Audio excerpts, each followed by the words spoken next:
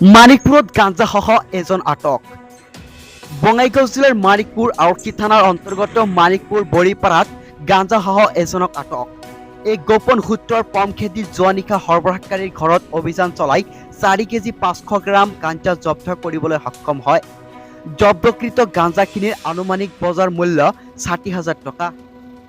গাঞ্জা সৰবৰাহকাৰীজনৰ নাম উত্তম কুমাৰ বণিক্য ওৰফে বাপন বণিক্য বুলি জনাজাত। উল্লেখ্য যে আজি বহু বছৰ ধৰি প্ৰশাসনৰ চকুত ধূলি দি নিজ ঘৰৰ পৰাই গাঞ্জাৰ ব্যৱসায় চলাই আহিছিল। ঘৰৰ সন্মুখত সোণ ৰূপৰ আ অলংকাৰৰ দোকান আছে। সেই দোকানখনেই গাঞ্জাৰ ব্যৱসায়ৰ মূল উৎস।